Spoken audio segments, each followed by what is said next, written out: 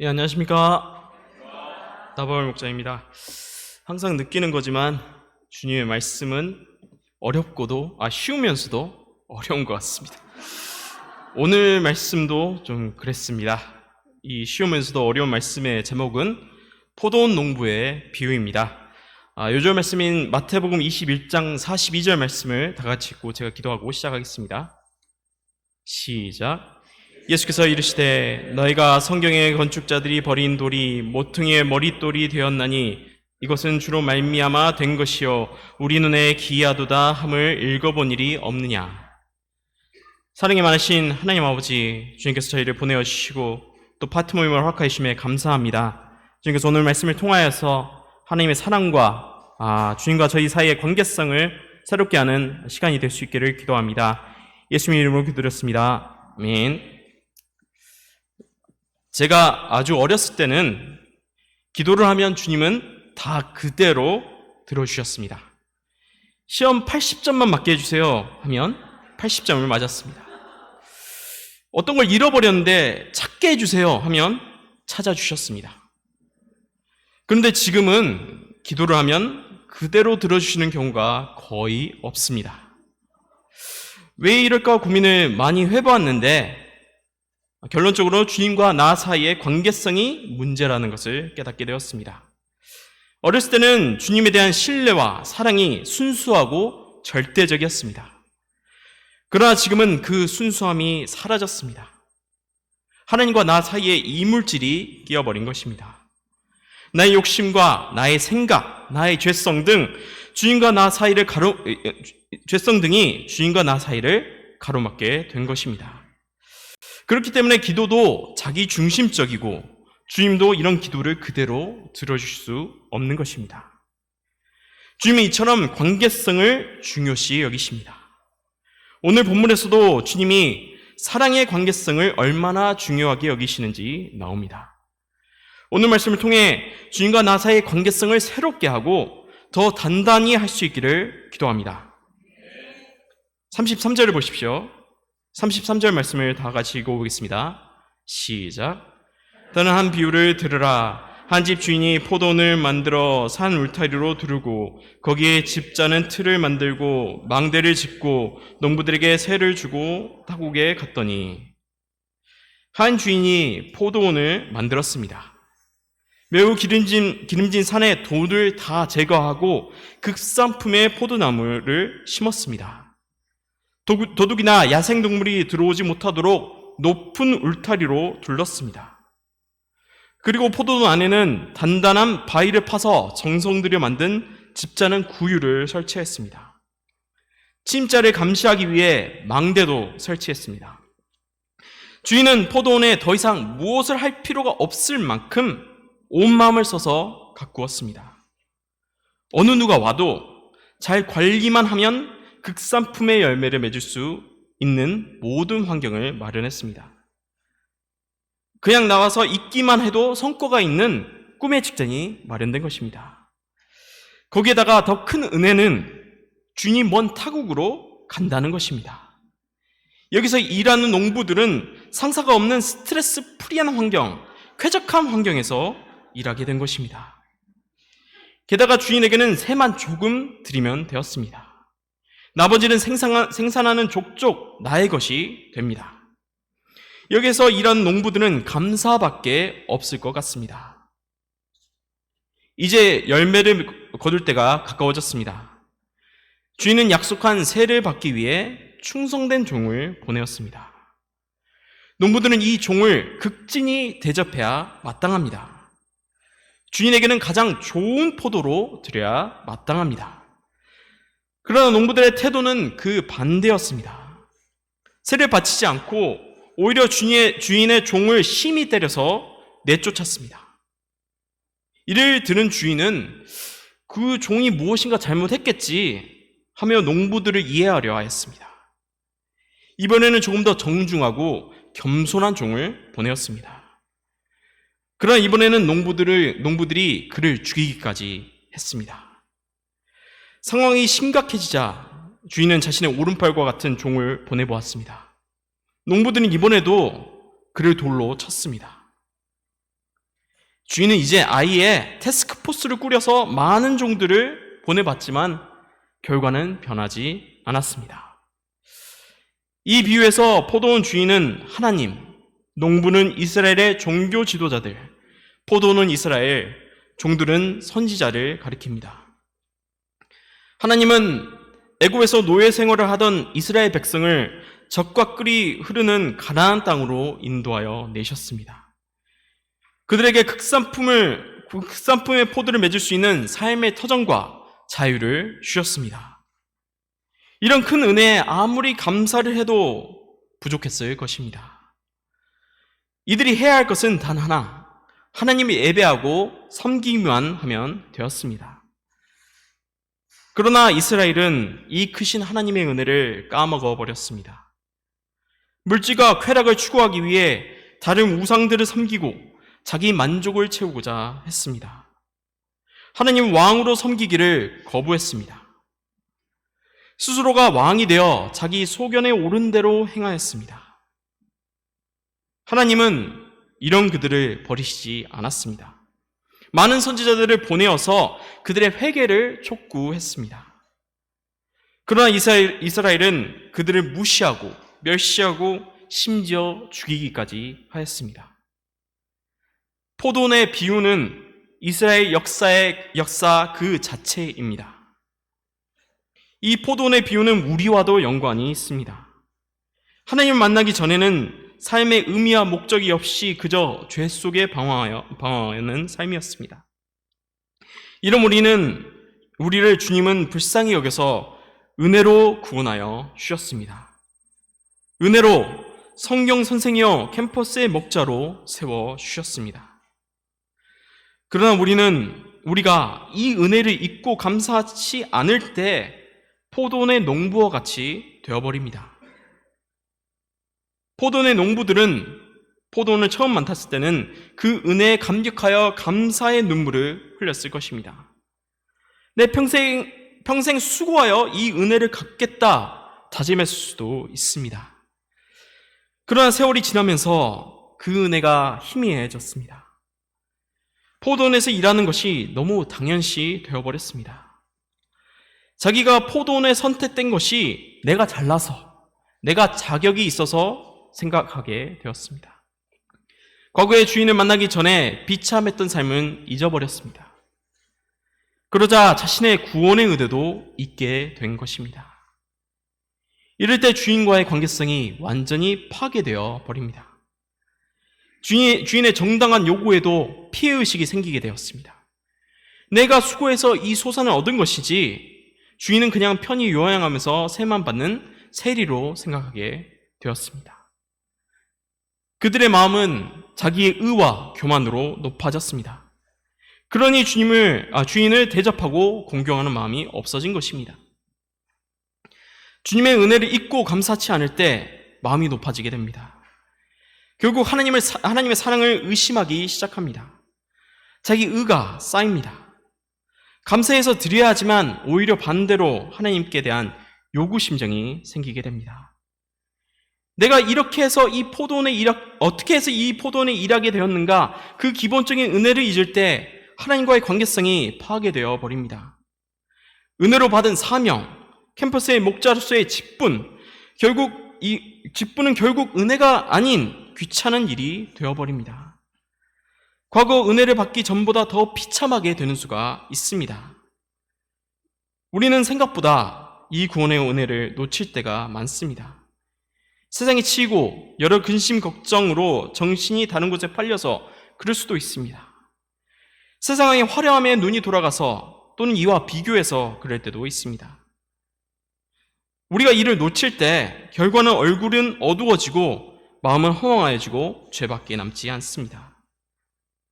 그러나 이와 반대로 구원의 은혜와 고귀한 사명은 우리를 이 화려하지만 죄악된 세상 가운데 살게 해주는 생명력과 원동력이 되어줍니다.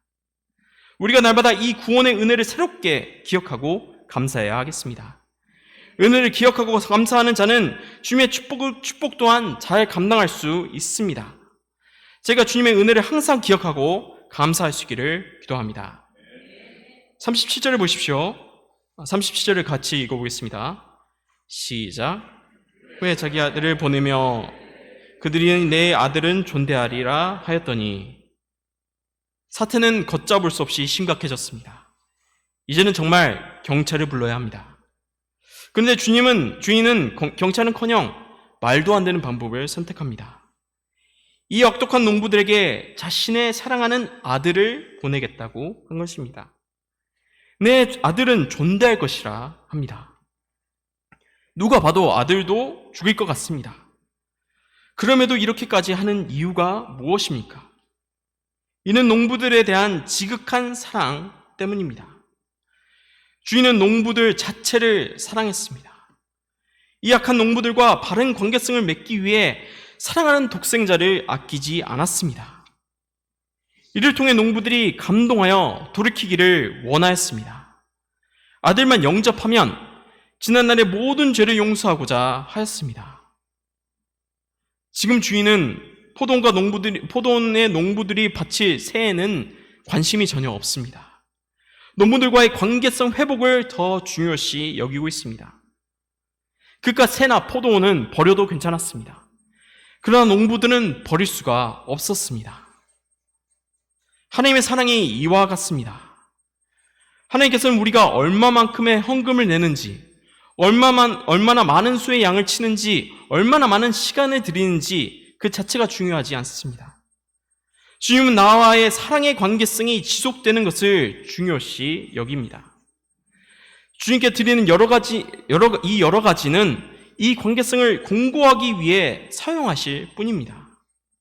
이 사랑의 관계성을 위해 사랑하는 독생자도 십자가에 내어 던지셨습니다. 우리가 이 사랑을 알고 돌이킬 때 주님은 우리를 그 어떠한 모습이든지 받아주십니다. 다시 사랑의 관계성이 새롭게 됩니다. 하나님과 나 사이에 예수 그리스도의 피로 묶이게 되는 것입니다. 또한 우리가 이 주님과의 관계성을 유지하기 위해서는 주님께 마음을 드리는 것이 중요합니다. 만약 농부들이 애초부터 감사함으로 새해를 내었으면 어땠을까요? 주님이 그 드린 만큼의 몇 배로 돌려주었을 것입니다. 마찬가지로 주님은 우리가 마음을 드릴 때 넘치도록 축복하십니다. 예수님을 처음 만났을 때 그 감격의 마음으로, 주님의 사랑을 처음 느꼈던 그 기쁨의 마음으로 드려야 합니다. 마음을 들여서 주님의 양을 섬겨야 합니다. 마음을 들여서 기도를 하고 소감을 쓰고 예배를 드려야 합니다. 마음을 들여서 물질과 시간을 드려야 합니다. 이렇게 드릴 때 주님과 소통을 하게 됩니다. 주님, 우리가 무엇을 드리냐 그거 자체를 생각하지 않습니다. 우리가 주님 위해 어떤 일을 했는데 실패했다, 너무 부족했다, 그런 것이 중요한 것이 아닙니다. 이렇게 드림으로 끊임없이 소통하고 이를 통해 깊은 관계성을 맺기를 원하십니다. 끊임없이 사랑의 대화를 나누고 감사하기를 원하십니다. 이때 주님은 우리가 드린 것보다 더한 은혜를 넘치게 허락하여 주십니다. 이렇게 되면 그 무엇도 나와 주님 사이를 끊을 수가 없습니다. 저희가 주님 앞에 날마다 회개하고 주님과 관계성을 새롭게 할 수 있기를 기도합니다. 마음으로 주님께 드림으로 그 관계성을 굳건히 맺을 수 있기를 기도합니다. 결국 농부들은 주인의 아들을 죽였습니다.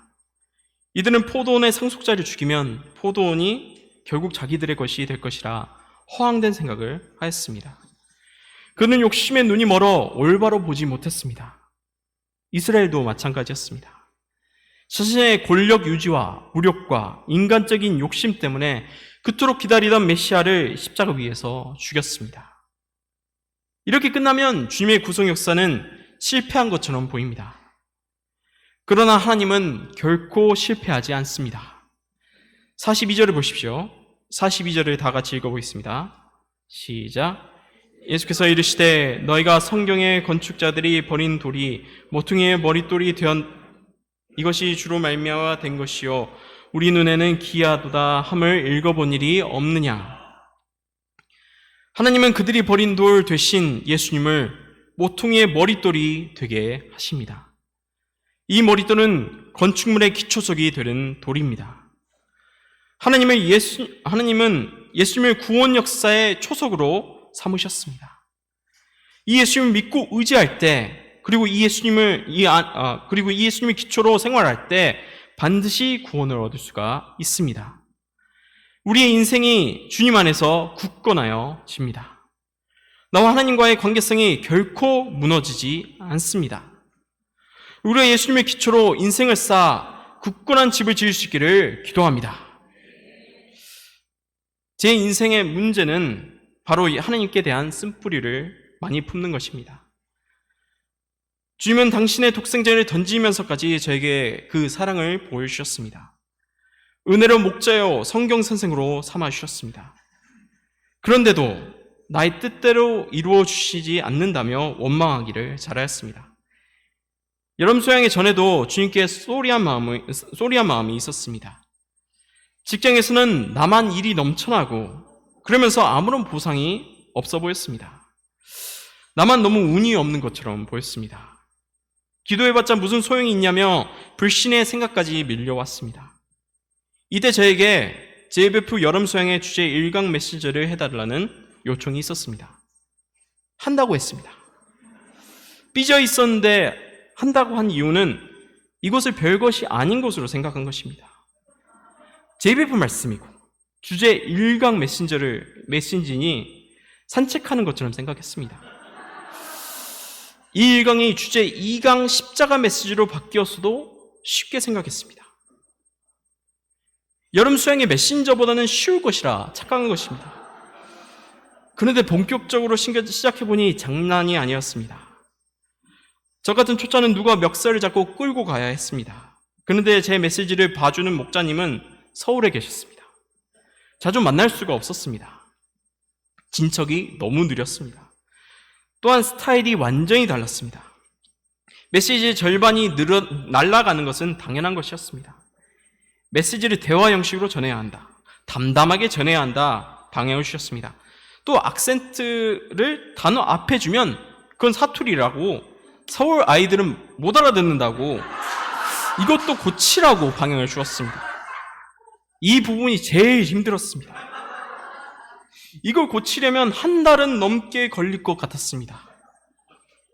그런데 자주 서울로 가지 못했기 때문에 이런 방향이 수양에 며칠 남겨두지 않고 나왔습니다. 일주일 만에 말하는 툴을 바꿔야 했으니 미쳐버릴 노릇이었습니다. 그런데 어쩌겠습니까?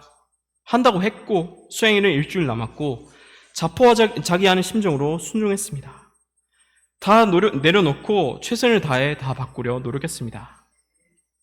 여기에 순종하지 않고 내 마음대로 내 본래 스타일대로 하고자 하는 유혹도 들어왔습니다. 그런데 그렇게 내 나름대로 하다가 잘못됐기라도 하면 그 책임은 감당할 수 없을 것이라는 두려움이 그 유혹보다 더 컸습니다. 너무 힘들어서 기도해봤자 무슨 소용이냐는 그런 생각은 지워지고 간절히 주님께 매달릴 수밖에 없었습니다. 리허설을 계속해야 했습니다. 메시지를 애울 정도였습니다. 그런데도 한숨이 나왔습니다. 메시지 전날에는 잠도 오지 않았습니다. 어떤 결과가 나올지 전혀 예상이 안 되니 너무 불안했습니다. 메시지에 내가 먼저 은혜를 받고 해야 하는데 머리에는 그냥 무사히만 마치자라는 생각이 가득했습니다. 그런데 이렇게 주님께 드릴 때 주님은 큰 감동으로 찾아와 주셨습니다. 메시지를 리허설할 때는 전혀 들어오지 않던 메시지가 단상 위에서는 보였습니다. 말씀이 내 마음에 들어왔을 때 주님은 나를 그 무엇보다 사랑하신다는 그 사실을 다시 한번 새롭게 깨닫게 되었습니다. 그 전에 나를 괴롭히던 서운한 마음이 눈 녹듯이 사라졌습니다. 주님을 원망하고 불평불만하고 소리하게 생각했던 그 모든 죄악이 이 단 한 번의 순종으로 모두 사해 주신 것입니다. 다시 주님과의 사랑의 관계성이 새롭게 맺어지는 순간이었습니다. 어찌 보면 저는 자의가 아닌 어거지로 주님께 드린 것입니다. 자포자기한 심정으로 드린 것입니다. 그런데 이렇게라도 드릴 때 주님은 몇 배의 은혜와 축복으로 돌려주십니다. 이를 계기로 지속적으로 드리는 삶을 살아야겠다는 결단을 하게 되었습니다. 그것이 소감이든 기도든 말씀 묵상이든 내가 드릴 수 있는 것을 다 드려야겠다고 결단하였습니다. 드리는 것이 주님과의 소통이고 주님과 사랑의 관계성을 단단히 하는 방법임을 알게 하여 주셨습니다. 제게 큰 감동으로 찾아와 주시고 제게 큰 깨달음을 주신 하나님께 감사합니다. 그러나 요즘 또 세상 속에 살다 보니 주님께 드리는 것이 뜸해졌습니다. 특히 양식 컷도방에 저는 단 한 번도 양식을 올리지 않았습니다. 이를 회개하고 내일부터라도 양식을 먹고 올려야겠습니다. 제가 이처럼 지속적으로 드릴 수 있는 것을 드릴 수 있기를 기도합니다. 이를 통해 주님과 지속적으로 소통하고 사랑의 관계성을 끈끈하게 맺는 삶을 살 수 있기를 기도합니다. 결론입니다. 주님은 우리가 드리는 물질, 시간이나 노력은 중요하게 생각하지 않습니다. 이런 것들은 주님에게도 넘치도록 있습니다. 주님이 원하시는 것은 나와 주님과의 사랑의 관계성입니다. 이 관계성은 주님께 마음을 들여 드릴 때 맺어지고 단단해집니다. 주님은 우리와의 관계성을 위해 독생자도 아끼지 않으셨습니다. 우리를 너무나도 사랑하시는 주님께 항상 감사할 수 있기를 기도합니다. 그리고 주님께 마음을 들여 드림으로 주님과의 관계성을 새롭게 하고 단단히 할 수 있기를 기도합니다. 기도하고 마치겠습니다. 사랑과 은혜가 충만하신 하나님 아버지, 주님께서 저희를 사랑하사 예수님을 보내주시고 저희의 관계성을 계속해서 맺어가게 하여주심에 감사합니다. 저희가 계속해서 마음을 들여서 드림으로 주님과의 관계성을 새롭게 하고 굳건히 할 수 있기를 기도합니다. 예수님 이름으로 기도드렸습니다. 아멘.